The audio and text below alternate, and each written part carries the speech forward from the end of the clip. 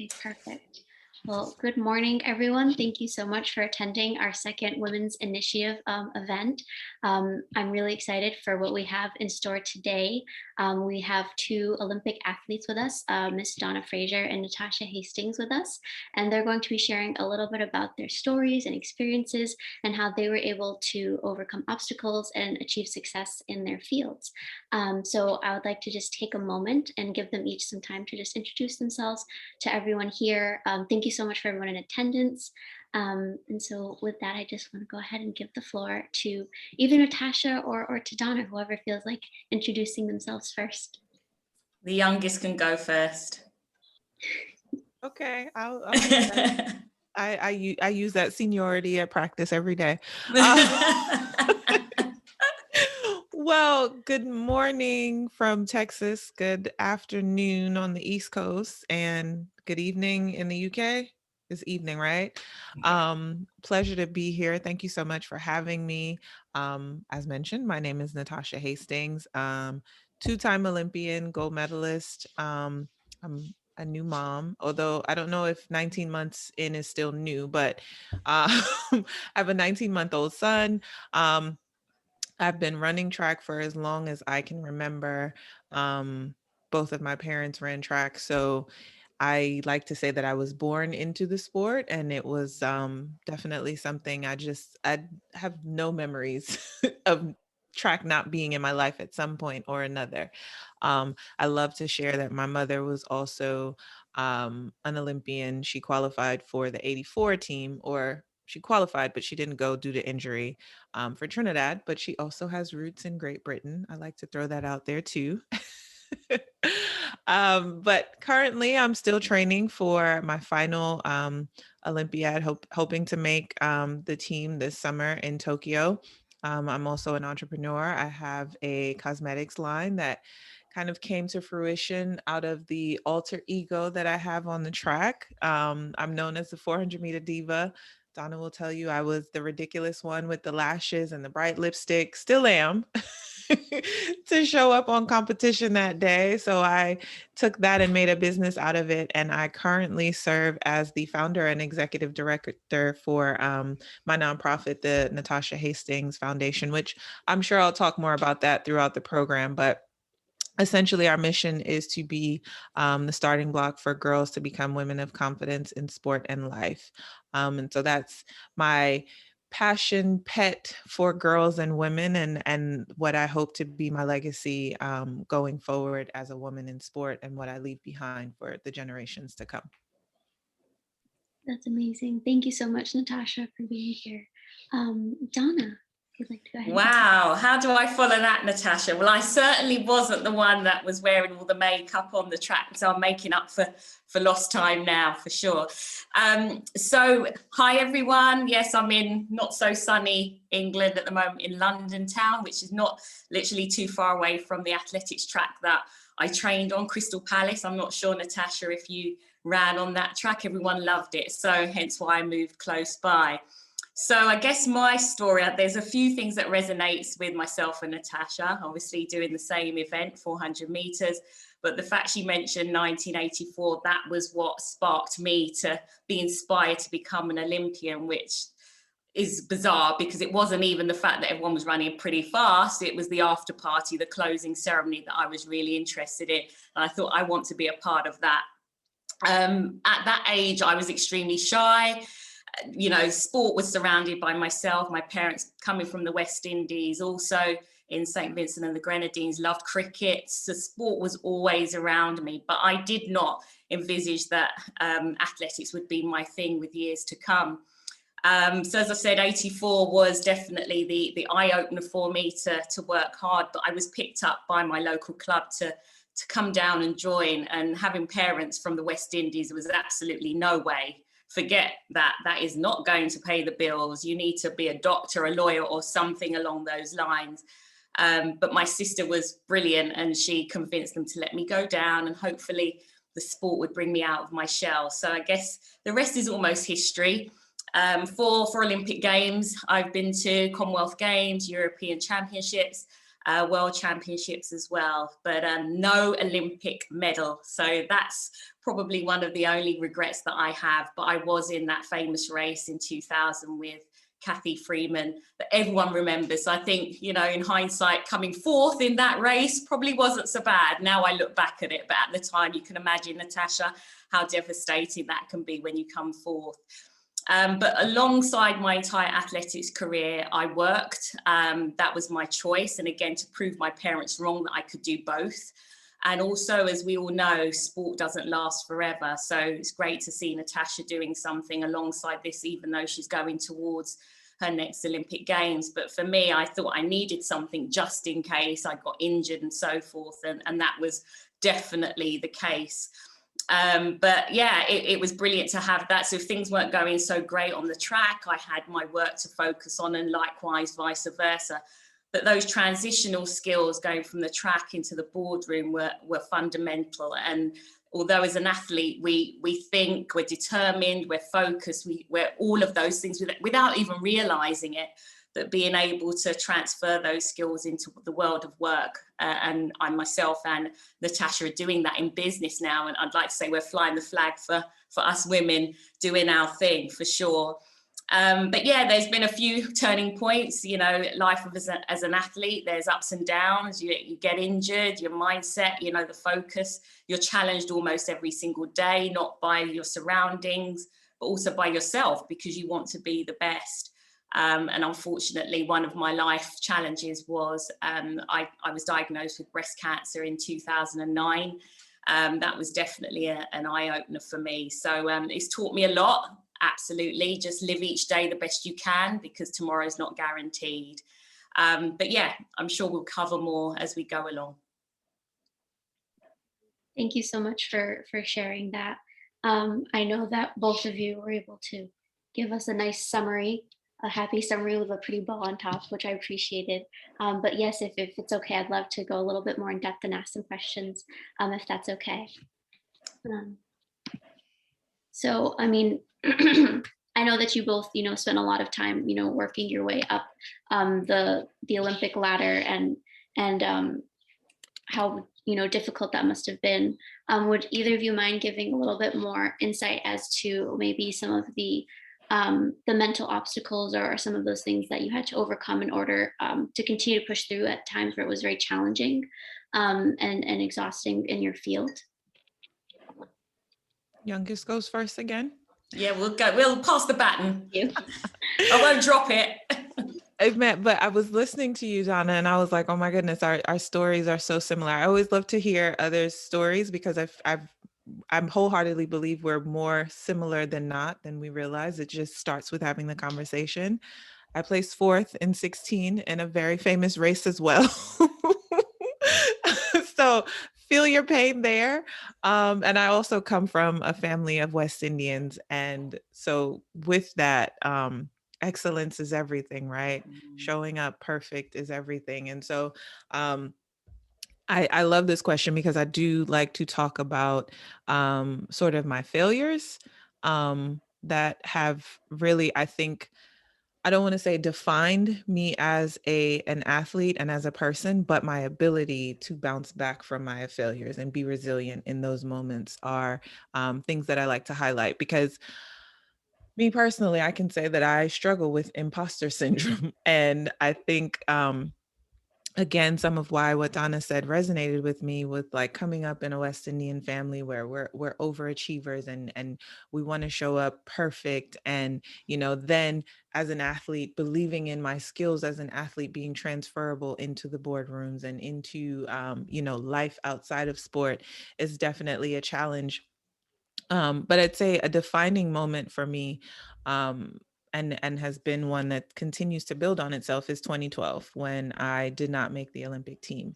And I had a conversation with my mom after the race, and she said to me, you know, I see you out there on the track, and mom, you know, can see past whatever we try to put up, right? And she said, you just don't look like you believe that you belong to be there. And I remember saying to her, like, no, I'm fine. Like, that's not true. I'm okay. It's just, I don't know. I just need to get it together. I don't know. But as as things would happen, and I don't believe in mistakes, she was actually sitting next to someone in the stands who was a sports psychologist, and he offered to work with me. So in that conversation, she gave me his phone number, and I began to work with him. And sometimes I like to share that experience, but sometimes I don't, because I sometimes feel like it oversimplifies things. But we just started out talking about, how are you talking to yourself? You know, he asked me, what are my thoughts before my races? And I was thinking about everything from, Donna can attest to this, how much the 400 hurts. Man, this last 100 is going to be painful. Why am I doing this? Why am I here? And he said, my gosh, you've lost the race before the gun has even gone off, if that's how you're speaking to yourself. Um, and to just, kind of expound upon that, like, it was something that I realized was showing up in every area of my life. It wasn't just on the track. I was speaking to myself that way in my personal life, in my relationships, in projects outside of sport. And it was something that I had to deal with, and I still currently deal with. I'm in therapy now, and I like to drill in that mental health is something that us as women, us as Black women, women of color, a people of color, and athletes, like, we have to get away from this taboo sense that mental health isn't important. It is critically important. And for me, it really was the game changer for me, where I saw my career shift and go to a different level. And I think not being afraid to ask for help. Another thing that I think women of color and Caribbean women, we wear our struggles sort of as a badge of honor, rather than, being comfortable enough to say, hey, I need help. I can't do this right now. I need to do this another way. Really finding the time to find that space. But, going back to what I said earlier, where I feel like my failures have been the things that, because I've been able to bounce back from those things, and being in those spaces pushed me into seeking that help, seeking that, how do I speak better to myself? How do I feel better about myself? How do I treat others better, because I'm now treating myself better? It really made the difference in, performing at a higher level, but then also being able to enjoy those things, because I know the journey that it took to get there. And I know that even when I thought there's no way, I'm down and out, I was able to step by step, come up from those moments. And I really think that my career, I sometimes I look at other athletes that have like the more, what's the word? I guess celebrated careers, which I think is a dangerous thing. And I didn't realize this until I was 30 in Rio, because by comparing yourself to others, you don't celebrate your own victories.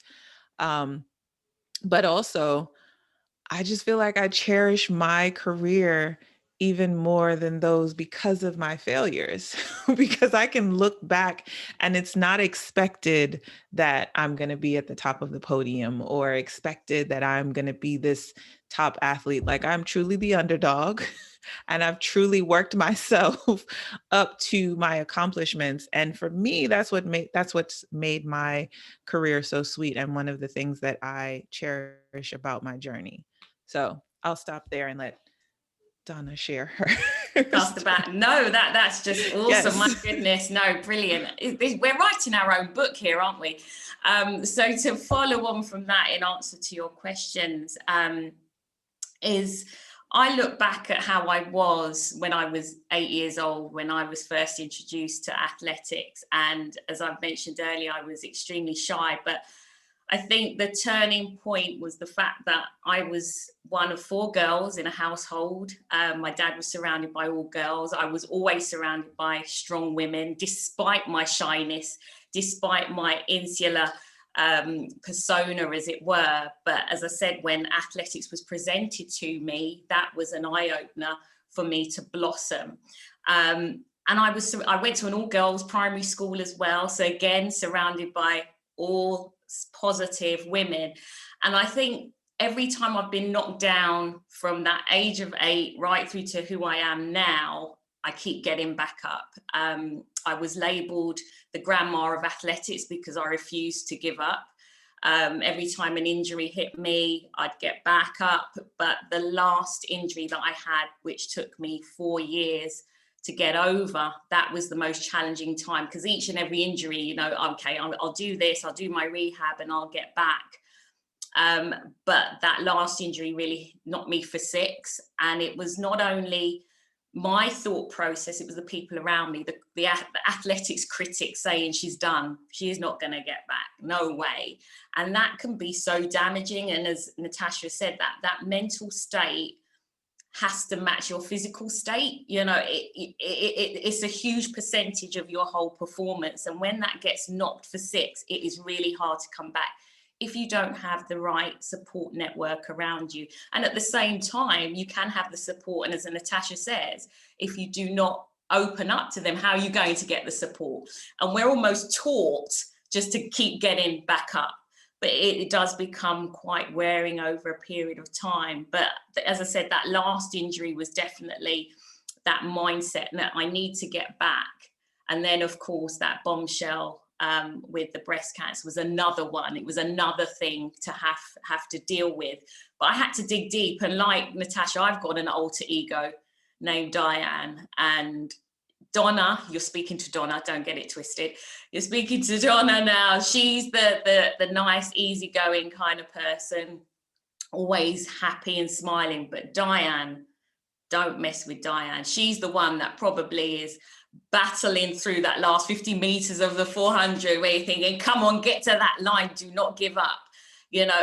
And it's that, it really sounds loopy when I'm talking about it, but she exists. She's the one that is always lifting me up to keep going, keep driving forward, and try and just focus on me, which is so important. And that was actually the turning point with that last injury, where I thought, I'm not going to let anyone else damage how I want to be and who I want to be and where I want to get to.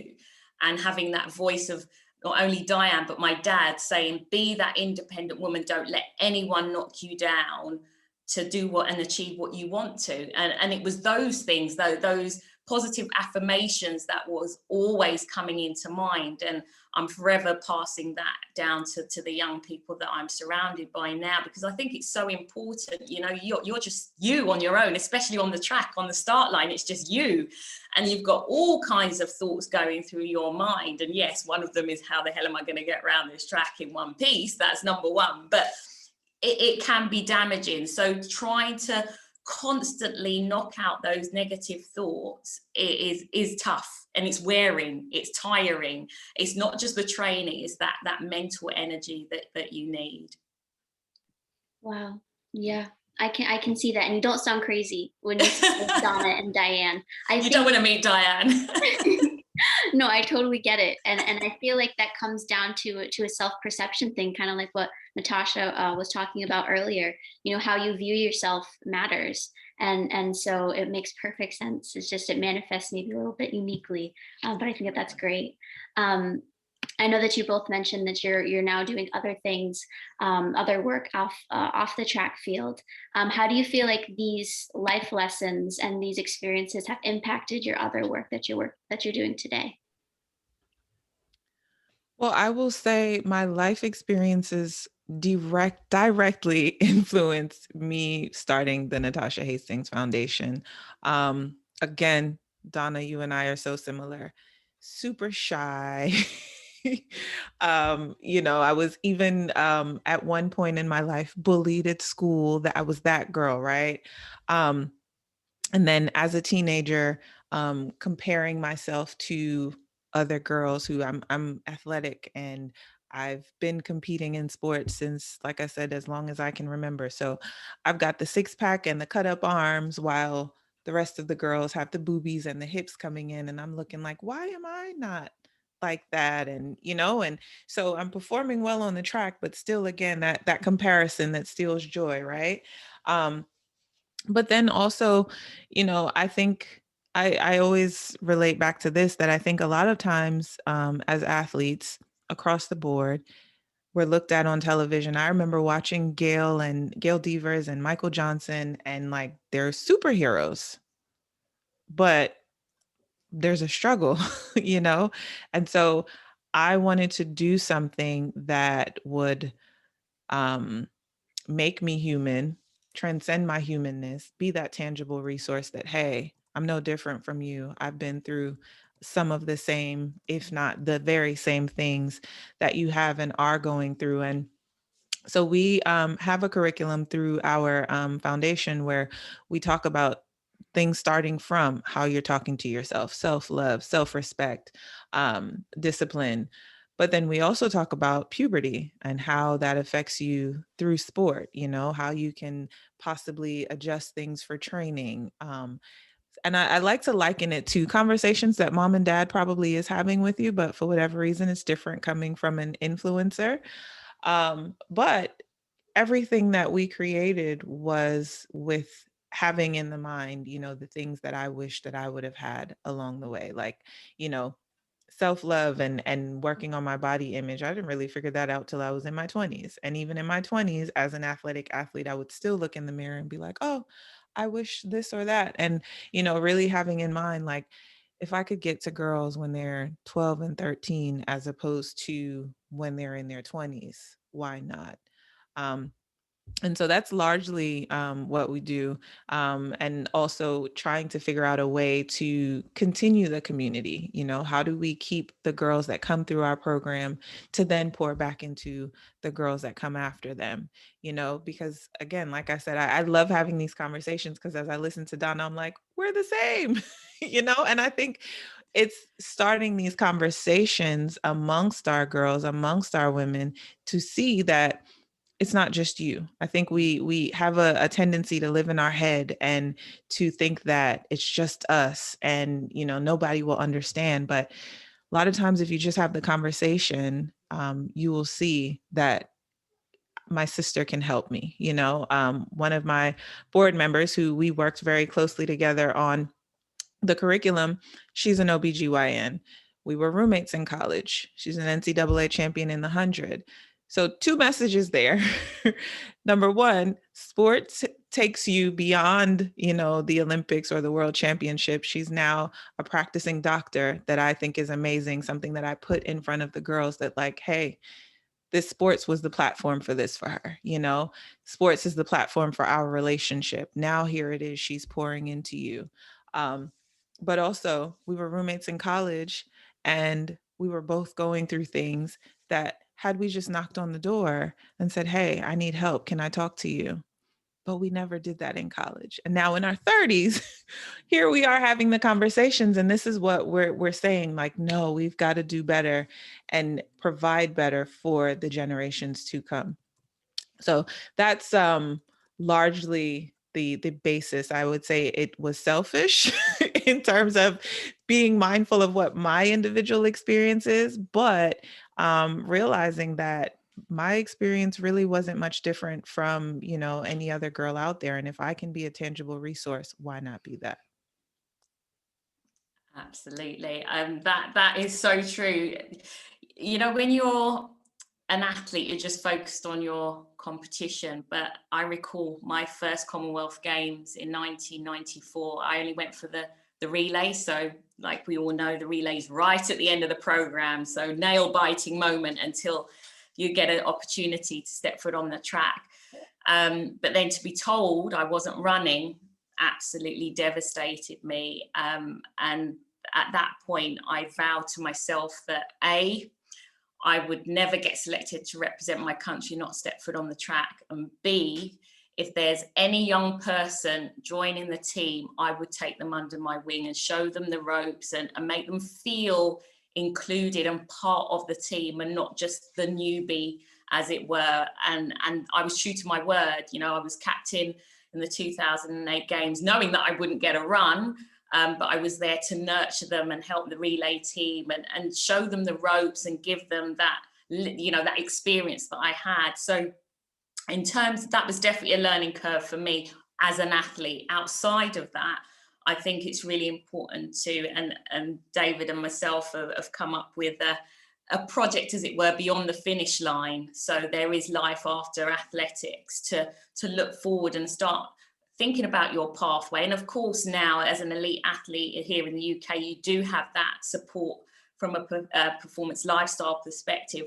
But it's that lived experience. It's different. It's completely different. So I see myself as that person to give back, and will work with the younger athletes on that listening ear, whether it's via Twitter or Instagram, whatever that may be. I mean, half of them have no idea who I am, but I'm there. So I try and relay that message from the outset. But yeah, I think it's my responsibility to give back and probably not make the same mistakes that I did. And whether that's from a mental perspective or a training perspective, it may not work, but I can only share my personal experiences, but also not from a sporting perspective, but a business mind as well, that you can do other things. You don't have to stay in sport. I moved away from sport when I retired and pursued a career in a utilities organization, and then came back to sport. So again, just bringing those skills back into the sport that I love absolutely is fantastic. But at the same time, just broadening your mind and not just having that blinkered approach is really, really important. Wow, it's amazing to know that a lot of these strategies and tools that you guys have discussed just now are very similar to what Bonnie, described to us last week. The best way to make this world a better place for women is to be there for other women, and how each of you have chosen to do that is quite beautiful. Can I ask, if it's okay, like what inspired you? And you might have talked about it a little bit, but maybe just elaborating further. Like, what exactly inspired you to advocate for women in the ways that you've chosen to do that? If you have anything additional to mention. Yeah, I think actually exactly what you just said. I think that in order for us to move forward, we've got to do it. And so, with that being said, one of the things that I preach to my girls at our conferences, or our workshops rather, we've got to be the ones to tell our stories. And Donna can attest to this. We're out there in these skimpy little outfits competing, and no problem. I'm confident in my body. I work hard for my body, but sometimes there are some interesting camera angles, right? That you're watching a track meet or you're watching a swim meet and you see something and you're like, well, did they really have to show that? I get to see who's the camera man, emphasis on man.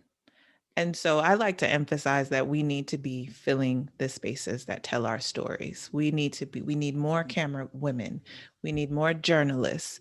We need more female executives. When I got pregnant, I was deathly afraid to call my sponsor and say, I'm pregnant. Will you guys still support me through starting my family?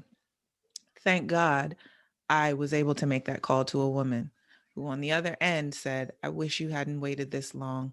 I understand. I actually went through the same thing, telling my employer, not as an athlete, but as a woman, this is a woman's issue. And in making that phone call, it resonated with me that this is why representation matters. This is why it's so important. We have to fill the spaces. So, to continue to add on to my plate that's already full, I'm in grad school for clinical mental health because, like I said, we need to erase that taboo around our mental health. But it starts with filling those spaces and being the ones to tell the stories, to open the doors for us. And so, we kind of, I guess Donna and I are doing it, that not only do we go and do the work, but we have to reach back and open the doors for the rest to come behind us. But it really does start with us filling the spaces and having the autonomy to make the decisions for us and those that come behind us. Wow. I mean, that you've got it in a nutshell there, Natasha. I'm a true believer, especially in my world of work now with diversity inclusion, which is extremely important, equality, equity. You need to see it to be it.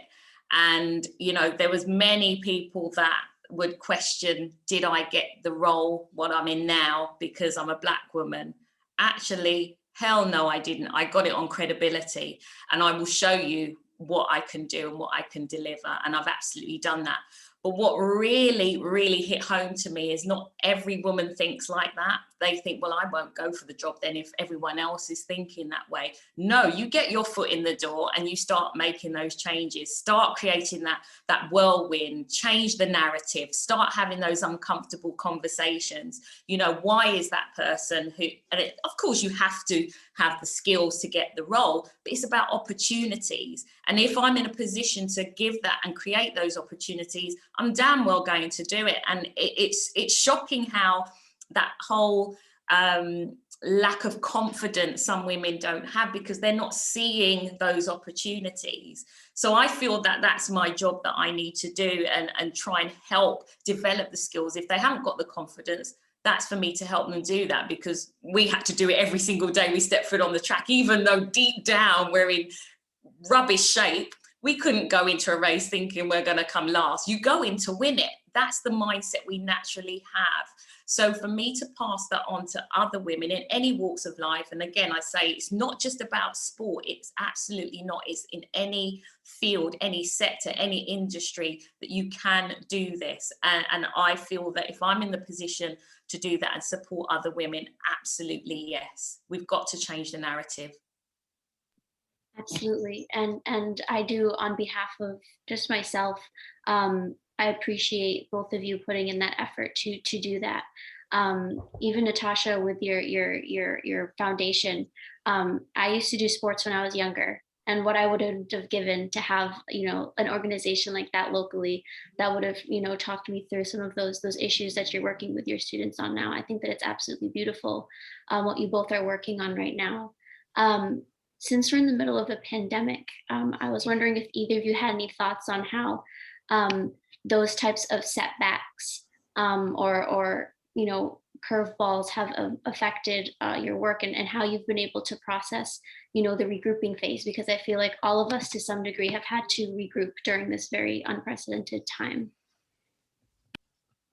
Well, let me start by saying something that I think doesn't get said enough, because we're talking about work, work, work, work, work, which is necessary. But I remember where I was in my living room when they said, the Olympic Games are postponed, and it was like the wind had been knocked out of me. Shortly after, I called my coach and I said, I'm going to take a couple of weeks. Sometimes you have to know when you have to stop and take a moment for yourself. And I think if anything, 2020 has shown us that be ready for whatever, you know, be ready to pivot and regroup. And I think sometimes before making that move, you've got to be still. And 2020 again has made us sit still for a while. But in that stillness, spend some time with yourself and really figure out what it is that, number one, are you loving on yourself? What is it that you need? Can you identify your own needs and how you're going to move on from this moment? But I took 2 weeks to clear my mind, to ask myself, can I do this? I'm a single mom. I have different responsibilities. Whereas before I don't have anyone else to think about. I could just do whatever. But I knew I needed that time to regroup and, figure things out. Even in conversations and decision making, and take a beat, stop and think about it, be thoughtful about your next move. So, you know, definitely you want to be ready to pivot, to go in the whatever direction or destination, change things. I had to do it in every aspect of, some of our initiatives in my foundation. We usually set a certain amount of funds towards scholarships going to the nationals. Nationals not isn't happening. Okay, what are we going to do here? Let's take a moment. Where are we going to allocate these funds this year? As I said, I had to do that personally, athletically, but I think really taking the time to give yourself time to sit and figure it out, be still for a moment.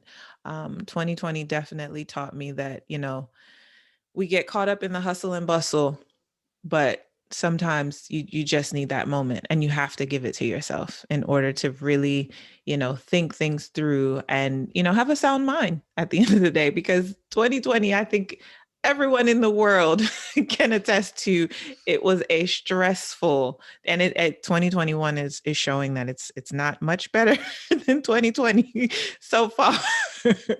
But we're all just trying to get through this, and I think we need to be gracious to ourselves and give ourselves that moment to figure things out. Well, I can say that I had an interview probably this time last year, talking about the same thing. How am I coping with the pandemic? Probably around April time, actually. And how am I dealing with it? I said the best way I can deal with it is if I was an athlete. You adapt, and I just treated it as if I was injured. This was put upon me. You just find ways to cope, and that's exactly how I came across then. Now, fast forward a year on, no one envisaged that this pandemic would go on as long as it has. So this whole mindset of being injured, that's gone completely out of the window.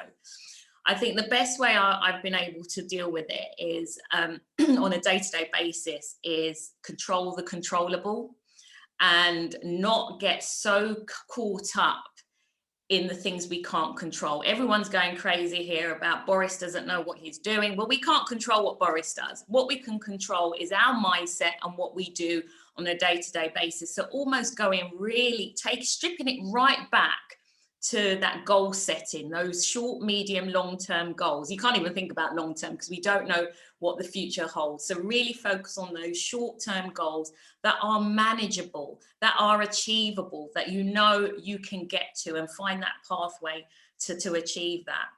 And also that whole fitness side of things helps your mental state. For me, I don't go and do repetitions like Natasha does now. I could just about run for a bus, but just going out for a walk, just getting the fresh air. Yes, we are in the four walls day in, day out, and it is becoming a bit like Groundhog Day. But again, just thinking about controlling the controllables. What I have found more frustrating is because another part of my role within UK Athletics was to try and working on domestic competition and delivering competition for athletes at grassroots level. And that was frustrating because the will was there. We really wanted to get competition out there. But again, our hands were tied by the government restrictions. So we just had to plan as if it was going to happen. And that was quite refreshing in a funny way because we can control that. And if the plug got pulled at the last minute, we'd say, well, you know what, we did our best. But sometimes you have to reflect and pat yourselves on the back sometimes under challenging times to keep you going, to go to the next thing. But yeah, I think, my one sentence that's got me up every day is, Donna, just control the controllable.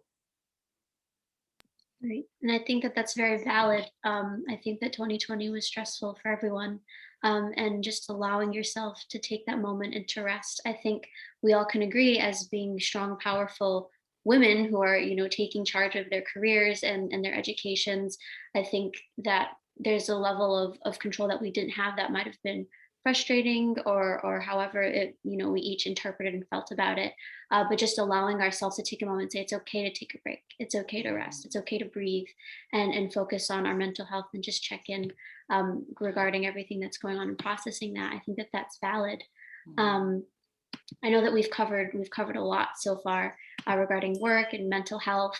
But if you could envision how your work and your legacy, how ideally would you want that to impact the girls on track, like within your field and outside of your field? What would you wish for that to have on girls in our community today? I'll start off with a statistic that we present quite often at NHF. 94% of C-suite level women have played sport at some point or another in their life. And as Donna mentioned, sport is not forever. And although sport is not forever, it can be impactful. And so that is what I hope to leave behind, in that, sport. Number one, keeping girls in sport, because we lose teenage girls in sport at an alarming rate. But there's so much to be learned from sport, from everything to, again, going back to self-love, discipline. Employers love to hire former athletes or athletes. Listening to Donna speak, how much of what I'm listening to her, and I'm like, yeah, that's what I'm doing on the track every day. Control the controllables. Like, these are transferable skills to life.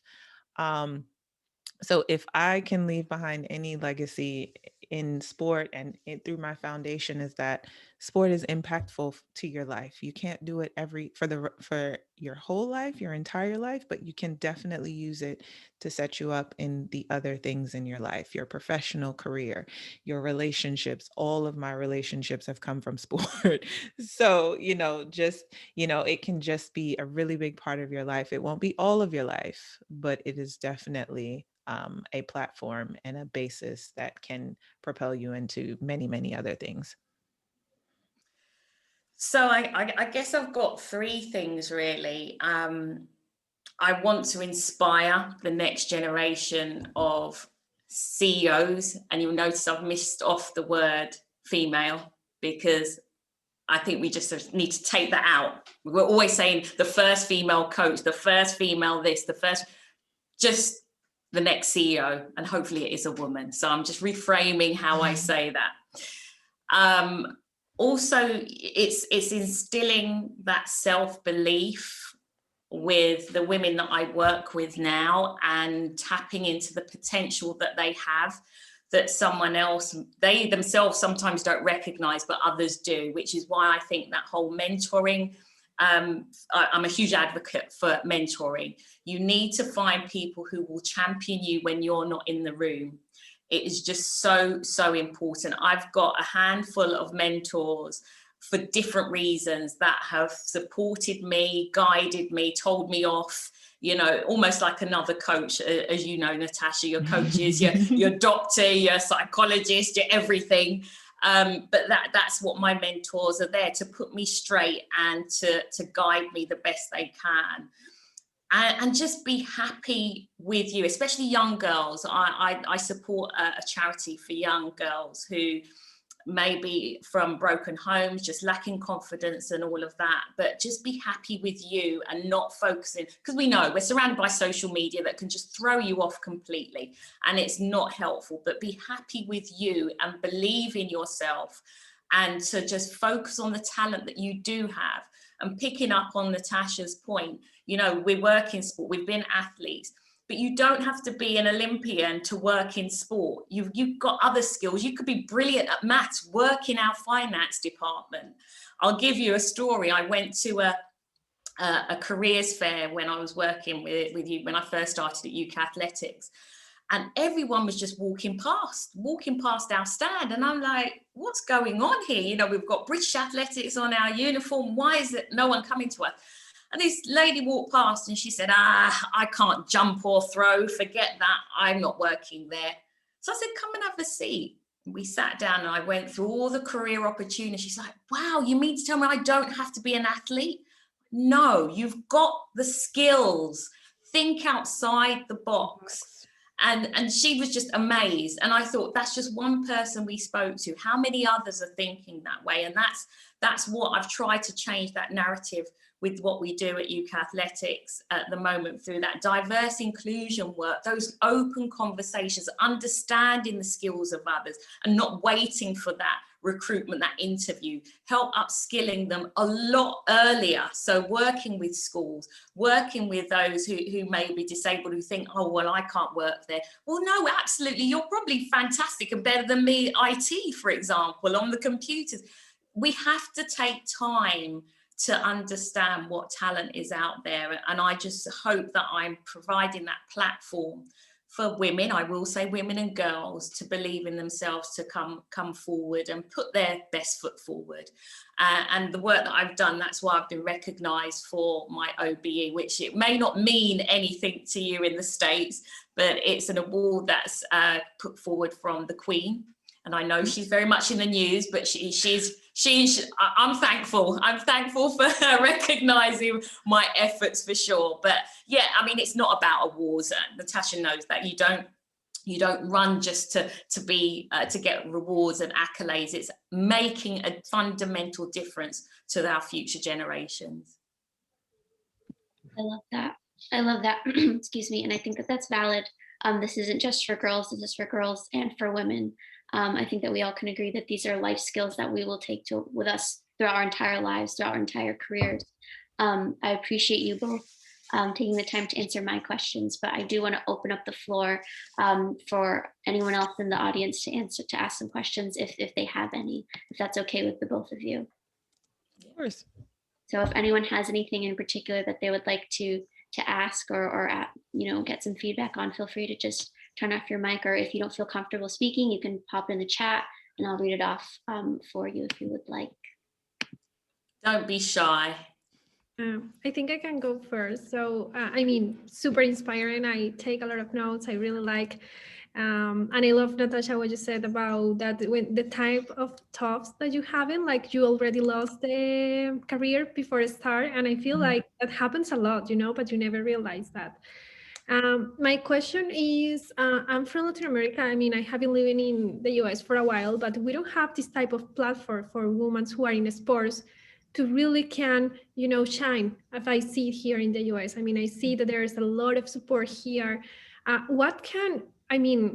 If I would like to help someone in Latin America to will have the same opportunities that I see here in the US, what will be your advice? Because I know we have a lot of potential, a lot of good girls who are in sports, but they don't have the same possibilities. They don't have a coach, they don't have the support. What can we do? I mean, or what can you advise me to do? Yeah, that's a loaded question. I feel like that's more for Donna. Because Donna, you what you left off on the end there, I was over there thinking like, man, that's definitely how we need. I'm always thinking about how we can get more people into, our workspace and the things that we do. One thing that I'm coming into realization here in the States is we talk a lot about being underprivileged, but we are rather privileged here in the States as far as, opportunities to sports. And I am coming to terms with that and trying to bridge and understand how that would be different in some other countries. So, like you said, seeing that the opportunities are different. I don't know if I missed where you said you were from, or if you. I'm from Colombia, but in general in Latin America, it's exactly the same. They don't have the platform, and I would like to, if I can do anything, I would like to do anything for them. Yeah. I think, like you said, gathering coaches and, that type of information, I think is the first step, or Donna can correct me if I'm wrong there. No, you're absolutely right. I think the first thing, I've been doing some work with World Athletics. I can only obviously speak for athletics around gender leadership. And they've been rolling out a series of webinars and courses within the community of female potential leaders, or future leaders, not potential, future leaders, because we all have potential. And that has been rolled out since the end of 2019. And so there are platforms there. If that is not a way forward for you, and I'm more than happy to get a contact for you, Estefania. Hopefully I pronounced that correctly. If not, then you know what? Create your own opportunity, create your own network. I'm always saying, if opportunity doesn't knock, just make your own door and knock down that door yourself, because sometimes opportunities are not presented to you, so you have to create that. That's exactly what Natasha's done. There was a gap and she's filling that, and that's sometimes what we have to do. But I'll certainly help and support you in terms of putting you in connection with the World Athletics, because there will be a representative, I'm sure, from Colombia. Thanks, Donna. I really, really appreciate that, and I will definitely send you an email. Let me make a note, because my brain's like a sieve sometimes. As you get old. Thank you so much for that question. David actually had a great one that he just popped into the chat, if I can just read it out loud. It says, why in 2021 are we still fighting for women's sports to be recognized and get equal recognition in the media? And what can be done to get more audience participation? Wow, David. Yeah. because it's one that I think I have theories for, but I don't know that they're the actual answer. And I think it's a bit of kind of what your second question, how do we get more audience participation? Because that's essentially what they come back to us with. Well, we're not selling tickets for women's events, so because we're not selling the tickets, we can't put the money back into it. Of course, my son would. Okay, no, he's just rolling over. I was going to text my mom to tell her to go for him. Sorry. Oh, No, bless he you. is. It's totally okay. We understand you have kids. If you need to hop off, you're allowed. The dualities of womanhood. Do you want to pop off and then by the time I finish, you'll be back? No, I just text my mom. She'll go. Oh, okay, cool. I should have given her the monitor. But I think one thing that kind of what we've been talking about here, right, is we're in a lot of ways waiting on the man to help us. And I think going back to this audience participation, how do we get more women interested to come and watch us? Because we outnumber men. So why aren't we the ones filling the stands to, to support each other and support sport? So that's one of my ideas that, how do we get women more engaged in sport, even if you're not an athlete, or, I know you go and watch your son play, or your daughter, or whoever, you're including in sports. I think that's something, and I don't have a marketing degree or, I'm constantly asking myself this question and the Olympics question, where in the States we struggle with, you just don't hear about us until it's an Olympic year. And it's like, how can that be? We're competing year round every year. And so I think it really is a kind of a grassroots effort, honestly, that, how do we get more people interested in supporting women in sports? Yeah, definitely. Just to pick up on your first question, David, it is a battle, and like most things, any change takes time. I know it's taking forever, but if you were to look 10 years ago, things were even worse than they are now. I'd like to think 10 years from now, they'll be even better than they are now, but it does take time, but it takes a lot of push and initiatives and drive and all of that. Why are we still fighting? Because there's someone sat around the ball table thinking that women's sport don't sell tickets. I don't know. The decision makers don't believe in it, and that's where it matters. Those decision makers need to change the way they think and how they act, mm-hmm. and what decisions they make. So mm-hmm. that's where we have to target. Hence why they're having diversity around the table. When I say diversity around the table, I just don't mean female or ethnicity. I mean diversity of thought. Oh. I mean those who actually understand what's going on the ground, from those who are in their ivory tower. You've got a mix of people thinking differently through different experiences. So those decisions are representative of the audience that they're serving. Going to your second point around audience participation, I know within UK Athletics we're actively targeting families, and then lowering some of those tickets. So you're coming as a family, as opposed to, well, I'm taking John to watch the athletics and my daughter staying at home going to play netball, whatever that is. I'm just trying to give you a bit more of a story here. So you're bringing the family, and then that breeds. But I really do believe we have to start at grassroots, and that's in school. Here in the UK, a lot of sport has been taken out of school. Mm-hmm. It's not on the curriculum as much as it was when I was at school. And that's where it starts. That's where you get that tinkle in the eye, the little bit, oh, yes, that's where I want to be. Because I think of how I was when I was 8 years old. That's what I saw. If they can't see that, then they won't want to do it. Or if it's not presented to them, how they're finding themselves. So I think that was a big mistake here in the UK, that we were taking sport out of schools, because that's where you can nurture the youngsters and find that talent. So yeah, it's a wider conversation. I wish I had the answers, but that's my perspective where we need to go. I think that's completely valid. Yes, Sylvia? I also feel like the issue is that we're holding women's sports up to the same standard of men's sports when we should be kind of creating our own space to be our own, just have our own world, our own space separate from men. I think because as women we have such a different journey, we should not be held to the same standard as men and what men's sports represent. And if we can rebrand women's sports to embrace the journey that women go through, like having children or going through difficult situations, Donna, to your point, like having breast cancer, like these are real issues that women go through. And our experience as women is so much different than men. I think we have a real opportunity to create sheroes within our stories instead of just being um, an an athlete that is comparable to a man's story, like Michael Jordan or Tiger Mhm. Woods or um, any other male athlete. I think our story, our branding needs to be entirely different so that other women can relate to what it is that we are as women athletes, our journey as women.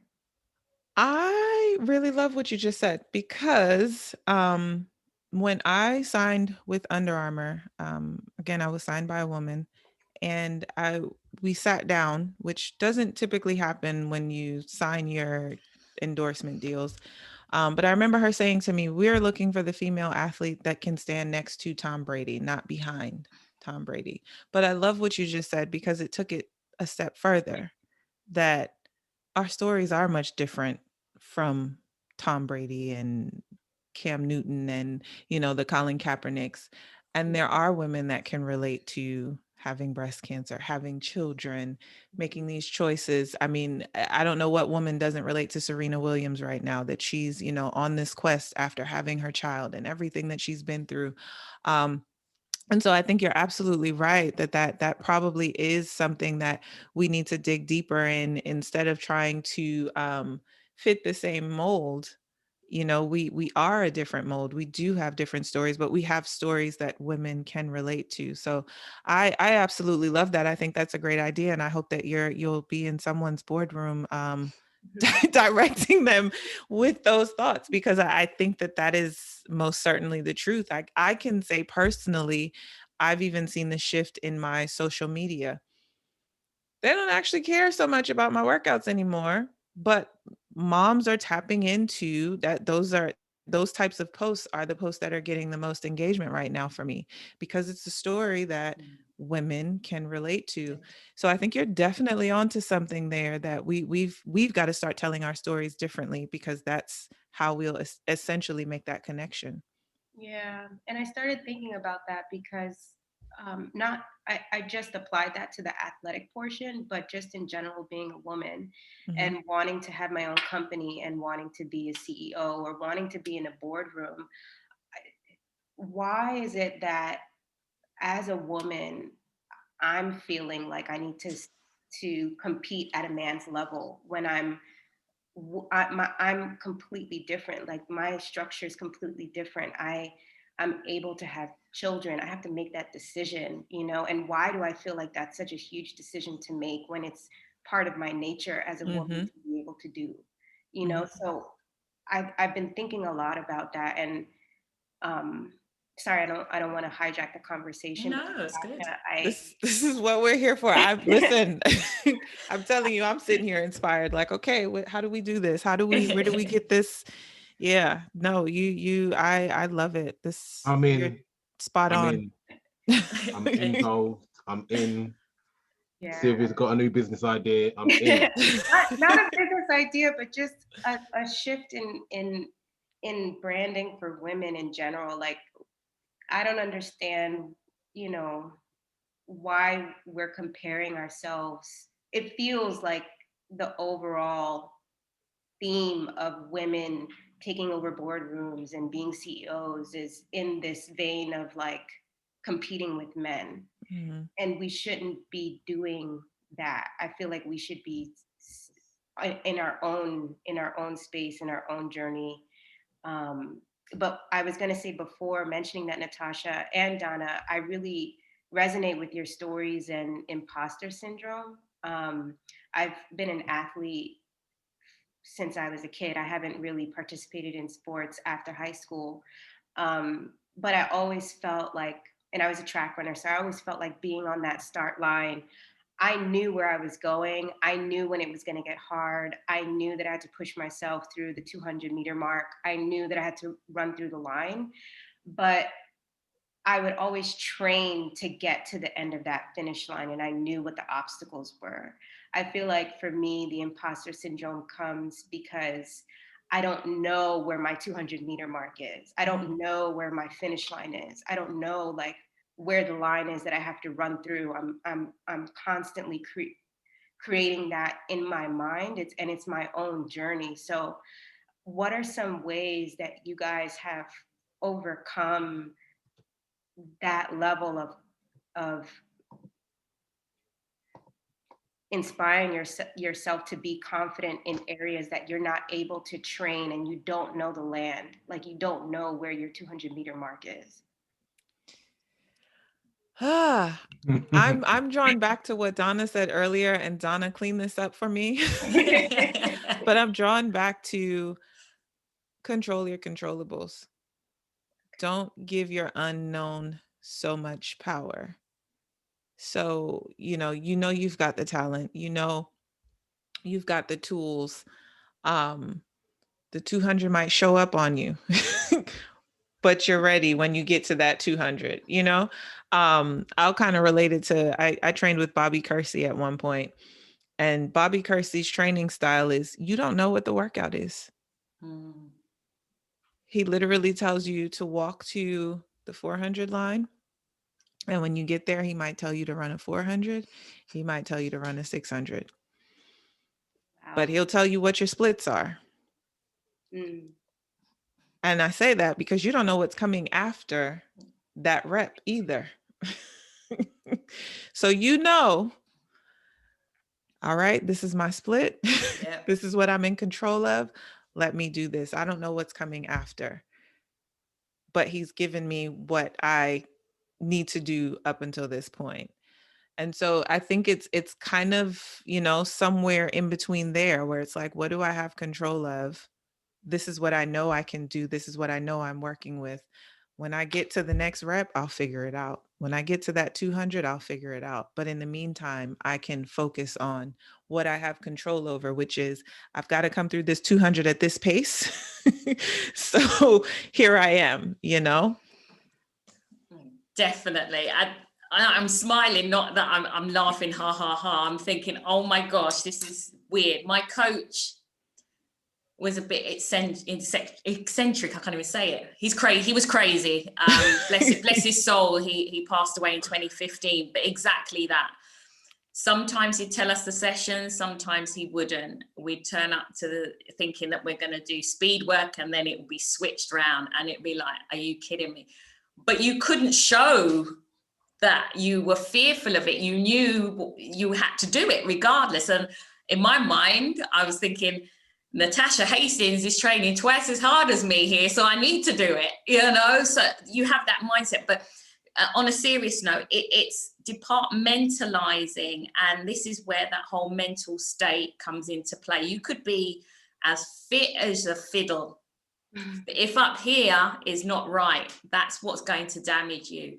So you probably need a lot of work, and probably with a psychologist, to start getting rid of those gremlins. When I had glandular fever, I put it down to, it was because of the 400. So I had that fear of running 400. I was like, every time I step on the line to do a 400, I'm going to be ill again. So I just jog. I didn't put the effort I needed to. So that was the blocker straight away. Before I'd even started, I was thinking, I'm going to be ill. Forget it. I'm not doing it. I did see a psychologist to get me through those barriers. And what I started to tell myself was, embrace the 400, embrace it. You love it. You love the lactic acid. You love the pain. You love the wind in your face on the back straight. You love all of the awful things about the 400 meters. Well, yeah, not anymore. But, I I flipped that coin. You know, you flip that coin, and that whole imposter syndrome, it's tough. It is tough when you're on that line and thinking, have I done this? Have I done enough training? You know, all of that stuff can play with your mind. So you're going to have to start doing some visualization training, maybe with yourself or with a professional, to start getting over those barriers to find that finish line, whatever that is, you know. But you're putting barriers up for yourself without even realizing it. And there's so much more to you than just what you're doing now. So absolutely control the controllables, compartmentalize, dissect it almost, and also focus on your strengths. You know, we do not pat ourselves on the back enough on the good things we do. We always focus on the bad things. And all of that. And I never say that, you know, the SWOT analysis, the strengths, weaknesses, I remove the W. I replace it with areas of improvement. Because weakness sounds bad and it's awful and it's a disease and all of that. Just replace that. Thank you. Go ahead. I would like to add, enjoy the journey. And I say that because sometimes we are so focused on the end result that we forget about the journey in between. And I would go back to something Donna and I used to always talk about. Donna used to always talk about when she used to just enjoy running before it became a profession, before it was anything that she was going to achieve. It was just an enjoyment of running. And I guess as adults, we have that pressure that we've got to pay the bills, we've got to do this, we've got to do that, we've got to do this. But you are wherever you are, and just enjoy where you are. Sometimes it may not be where you want to be, but you're there for a reason. Soak up what's around you, look at what you can tap into to change the narrative, to change and go to a different location. You are in an Uber, you're on the way to a location. Sometimes you've just got to change it. Say, Uber driver, so I'm changing my location. It's sending to you now, and switch it up. And there's nothing wrong with going to a new destination. We always have these pinpoints in our lives and what we should be doing, where we should be. You know, by now I should have been married with 5 kids, but I'm not. Okay, that's a part of life. And as long as I'm happy, this year should show us that we are alive, we are breathing, we have people that have lost loved ones, but we are still here.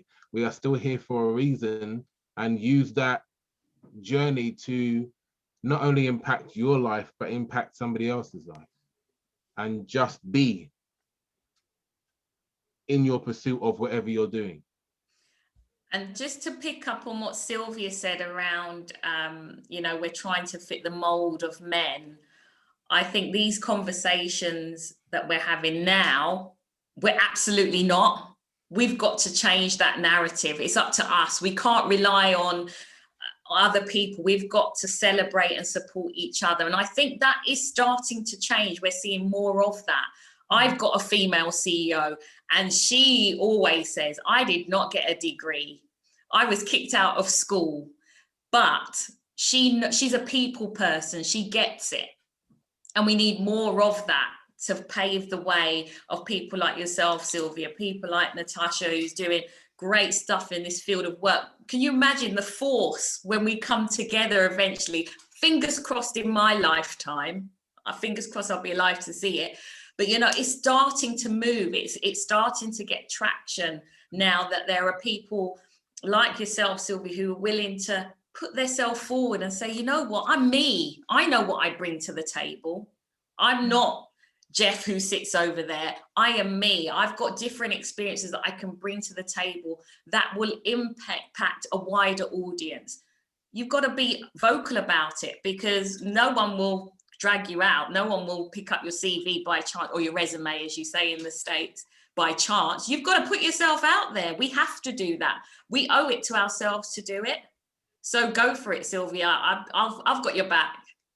Yeah, I if I could just tie that up, because I think I've heard A couple of things this morning, and actually before coming to this Zoom, my board had our monthly board meeting before this one. I think it's important that you write things down and check on your progress, because I went into my board meeting this morning thinking, man, we should be doing blah, blah, blah, blah, blah. And by the end of the meeting, I was like, okay, so that didn't get done, but all of this stuff got done, And I think, as Donna said, and you said something earlier too, that things are not where they should be. But if we look at where we were 10 years ago, so sometimes we get caught up in how slowly the change is happening, but it doesn't mean that the change or the progress isn't happening. And we miss that when we don't stop to check in with our progress, to check in with those small victories along the way.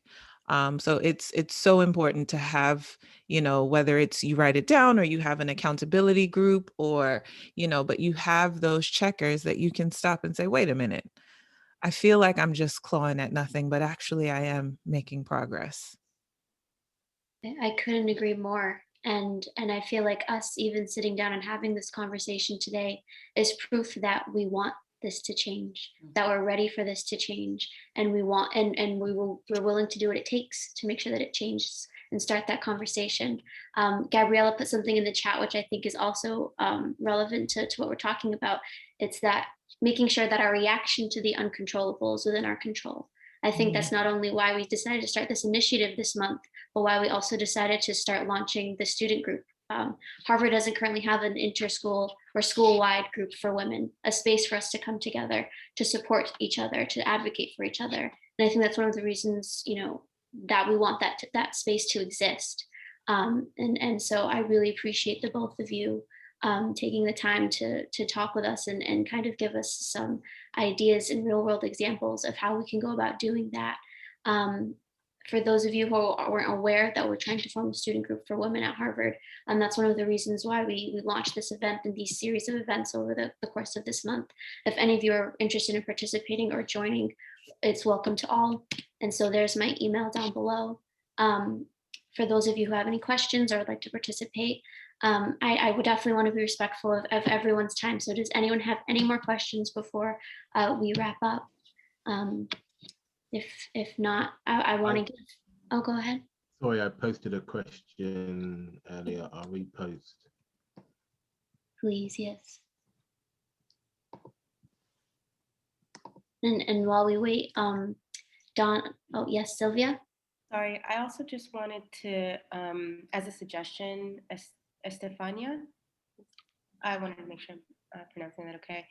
I started not really a mentorship, but almost like a fundraising event for the Boys and Girls Club in Harlem.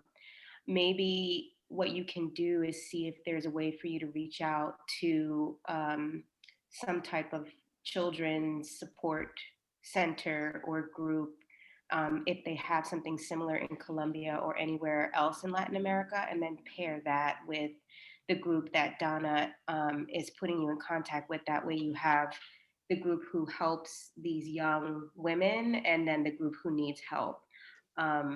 And you can partner them together and then you can be the liaison between the two.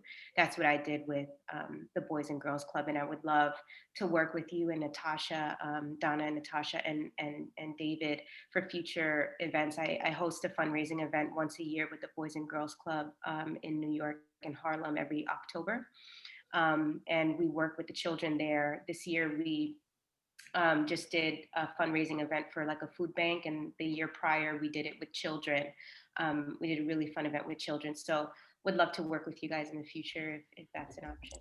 I already have in mind what I'd love to do with you. I'm from New York. I went to high school in Harlem, so I'm already all in. I'm dropping my email address in the chat. Olivia, that was amazing. I mean, that's a great idea. I will definitely work on that, and I will find you through LinkedIn so I can send you a message if I have questions. But thank you so much. I'll put my email in the box too.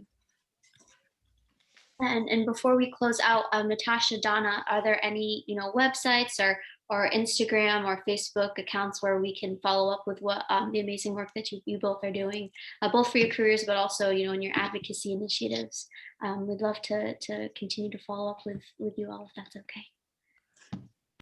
I am, I keep it simple. I'm Natasha Hastings across everything. My nonprofit is nhfcares.org, but you can find me on Facebook, Instagram, Twitter, and I'm Natasha Hastings on every platform. And my email address is in the chat as I write down everyone else's email addresses. And mine is at Donna Legs with a Z for obvious reasons. I am in the process of putting together my website at the moment, so that should be up and running fairly soon. But your main point of contact to get in contact with me if you need to is through David. He'll signpost anything directly to me, so no problem. I'm easily found, but I haven't got as many followers as Natasha, unfortunately. Natasha's been going hard for many years to get those. Yeah. Most of us don't have as many followers as Natasha, so it's totally okay. We appreciate you both taking the time to speak with us today. And we look forward to keeping track of what you are all doing and staying in touch. And thank you so much. Thank you. Thank you. If I might, I'm glad that I started my Saturday this way. I definitely feel inspired and encouraged, just the different thoughts and to be surrounded by thought leaders was definitely a great way to start my Saturday. So everyone have a great weekend. Thank you for having me. You too. Take care, everyone. Thank you. Thank you. Bye. Bye. Thank you, David.